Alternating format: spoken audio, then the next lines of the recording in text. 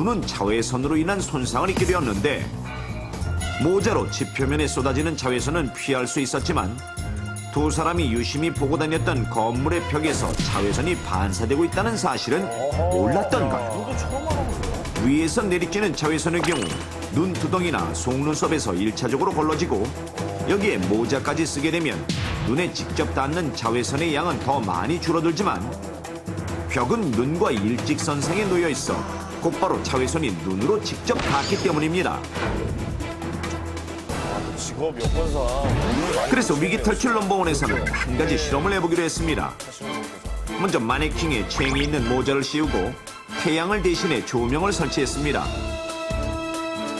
그리고 각각 검은색 벽 구조물과 흰색 그리고 콘크리트와 같은 회색 구조물 세 가지를 준비해 반사 정도를 알아보기로 했습니다. 그럼 먼저 벽과 바닥이 검정색으로 된 구조물에 모자를 씌운 마네킹을 놓고 조명을 켜보겠습니다. 사방이 훤해졌지만 챙 아래 눈까지는 빛이 닿지 않아 마네킹의 눈은 거의 보이지도 않습니다. 빛의 움직임에 따라 그늘의 모양도 달라지지만 눈은 거의 빛에 노출되지 않는데요. 모자 쓰니까. 그렇다면 벽과 바닥이 흰 구조물에서는 어떨까요? 건물의 흰 벽과 같이 흰색 페인트가 칠해진 구조물에 마네킹을 두고 다시 조명을 켜서 움직여 보았습니다. 전처럼 모자 아래로 그늘이 생겨 얼굴에 빛이 닿지 않는 것처럼 보이는데 이번에는 비교해서 보여드리겠습니다. 자, 마네킹의 얼굴을 보십시오. 벽과 바닥이 검은색일 때와 비교해 흰색 구조물에서는 빛이 반사돼 모자를 썼는데도 눈과 코가 구별될 정도로 밝아져 있는 것을 알 수 있습니다. 이번에는 건물 벽이나 보도블록으로 자주 사용하는 콘크리트와 같은 색의 구조물에서 같은 실험을 해보겠습니다. 회색. 과연 여기서는 얼마나 빛이 반사될까요? 완전히 흰색이 아닌데도 얼굴이 식별될 정도로 밝은 것이 보이십니까? 즉 흰색 벽의 경우 예상외로 많은 자외선이 반사돼 눈에 손상을 입힐 수 있으며 심지어 콘크리트 벽 사이에 있을 때도 반사된 자외선이 눈으로 유입될 수 있다는 사실. 사실 아무 보호장치 없이 강한 빛을 똑바로 쳐다볼 경우 우리 눈을 보호하기 위해 동공이 축소되는 것은 물론 강렬한 가시광선을 피하려고 눈부심과 통증을 일으키게 되는 반면 모자 등을 써서 1차적으로 가시광선을 막은 상태에서 건물 등에서 반사된 자외선을 마주하고 있을 때는 눈의 동공이 커져 있기 때문에 반사된 자외선을 더 많이 흡수하게 되는데요. 그래서 훨씬 오랜 시간 자외선에 눈을 노출시켜 더 심각한 안구 질환을 유발하게 되는 것입니다. 그렇다면 과연 건물의 흰 벽의 자외선 반사율은 과연 어느 정도일까요? 관계기관의 도움을 받아 실험을 해보기로 했습니다. 하루 중 자외선 양이 가장 강한 오후 12시 집 표면에 직접 떨어지는 자외선 수치는 16 마이크로줄이었습니다. 도심 속에서 빛 반사율이 가장 높은 유리에 반사된 자외선을 측정해보니 약 18 마이크로줄. 집 표면에 직접 떨어진 자외선 수치보다 약 110% 이상 반사해내는데요. 자, 그렇다면 우리가 생활하는 도심 속에서 자외선 반사율은 어느 정도일까요? 먼저 잔디밭의 경우 반사된 자외선의 양은 약 5 마이크로줄로 30% 정도의 반사율을 보였습니다. 거의 없네. 다음은 보도블록. 보도블록은 잔디밭보다 자외선을 많이 흡수해 반사율은 약 25%로 낮습니다. 건축물에 흔히 쓰이는 벽돌에서 반사된 자외선의 양은 약 6 마이크로줄로 자외선 반사율은 37% 정도. 색이 더 어두운 아스팔트 도로는 많은 양의 자외선을 흡수해 반사된 자외선은 10% 정도밖에 되지 않았습니다. 그렇다면 아스팔트 도로 위에 칠해진 도로 표시선은 어떨까요? 측정 결과 자외선 수치는 약 8 마이크로줄로 아스팔트 도로에 비해 반사율이 50% 정도 눈에 띄게 높아졌습니다. 자, 그렇다면 과연 흰색 벽의 자외선 반사율은 어느 정도일까? 측정해 보겠습니다.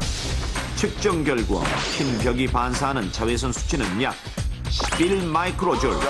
도로 표시선보다 더 높은 70% 정도의 반사율을 보였습니다. 측정 결과 밝은색의 벽과 유리창이 있는 건물에서 반사되는 자외선의 양은 지표면에 직접 떨어지는 자외선 수치 못지않게 높다는 것을 알 수 있는데, 이처럼 자외선을 장시간 직접적으로 쬐이면 가장 1차적으로 나타나기 쉬운 질환이 바로 자외선 각막염으로, 각막이 자외선에 의해 순간적으로 화상을 입어서 생기는 질환입니다. 자외선 각막염이 생기면 눈에 심한 통증과 함께 시야가 흐려지며 충혈이 되고 눈물이 나는 증상이 나타나는데요. 더 큰 문제는 벽에서 반사된 자외선의 파장이 길어 우리도 모르는 사이 안구에 더 깊숙한 곳까지 유입돼 더 심각한 안구 손상을 입힐 수 있다는 것. 특히 우리 눈은 투과성이 좋아 자외선이 각막을 거쳐 수정체, 심지어 안구의 가장 깊은 곳에 있는 망막까지 침투하는데요. 단백질로 이루어져 있는 수정체는 자외선에 오래 노출되면 자외선이 단백질 성분을 파괴하면서 눈동자가 뿌옇게 흐려지는데, 이것이 바로 백내장. 최근 젊은 층의 백내장 환자가 늘어나는 것도 자외선과 아주 밀접한 관계가 있습니다. 자외선이 눈썹 중심부인 망막까지 유입되면 황반변성을 일으킬 가능성이 높은데요.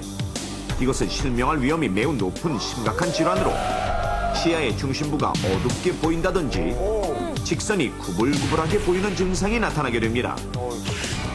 또한 백내장이나 황반변성 같은 심한 질환이 아니더라도 눈동자의 결막에 있는 멜라닌 색소가 자외선에 자극을 받게 되면 피부가 까맣게 타는 것과 같은 원리로 눈에 누렇게 기미가 끼거나 점이 생겨 수술을 해야 하는 경우도 많습니다. 과거에는 건축물이 나무와 흙을 주 재료로 했고 자연적인 생활을 했기 때문에 지금의 도심과 달리 생활 속에서 자외선을 반사하는 것들이 많지 않았습니다.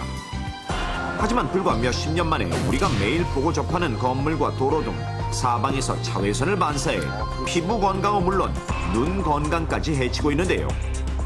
실제로 도심 한가운데서 반사된 자외선을 장기적으로 쏘여 안구 손상을 입는 사람이 늘고 있다는 조사 결과도 나오고 있습니다.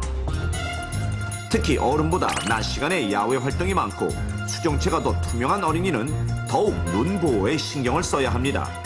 이렇듯 우리가 눈치채지 못하는 사이에 지표와 건물 등에 반사된 자외선에 의한 안구 손상이 천천히 진행되고 있다는 것은 매우 위협적인데, 그렇다면 도심 한가운데서 자외선 반사로 인한 안구 손상을 예방하기 위해서는 어떻게 해야 할까요? 도심 속 자외선의 공격에서 눈을 보호하는 데는 선글라스를 착용하는 것이 가장 최선인데요. 좋은 선글라스의 일차적인 조건은 바로 자외선 차단제가 잘 코팅되어 있고 색깔은 연한 회색이나 갈색 같은 단색을 선택하는 것이 가장 좋습니다. 보통 피부에 닿는 햇빛만 가리려고 모자만 쓰고 외출을 하는 사람들도 많은데요. 태양으로부터 오는 자외선의 양을 100이라고 치면 선글라스를 착용했을 때는 자외선의 양을 무려 80% 이상 줄일 수 있다는 사실. 그러므로 하루 자외선이 가장 강한 오전 9시부터 오후 3시 사이에 야외 활동을 할 때는 되도록 선글라스와 모자를 모두 착용하도록 하고, 가을이나 겨울철에도 맑은 날은 자외선 수치가 높기 때문에 선블록을 꼼꼼히 발라 피부 손상까지 예방하도록 합니다. 그리고 햇빛이 강할 때는 건물의 흰 벽이나 밝은 색의 물건 등을 오랫동안 쳐다보지 않는 것이 눈 건강에 좋습니다. 사계절 피할 수 없는 도심 속 자외선. 피부뿐만 아니라 눈의 건강도 지켜야 한다는 사실 절대 잊지 마십시오. 산업 현장에서 끊임없이 일어나는 무시무시한 사고들. 그 사고로부터 우리의 소중한 생명을 지키기 위해 한국산업안전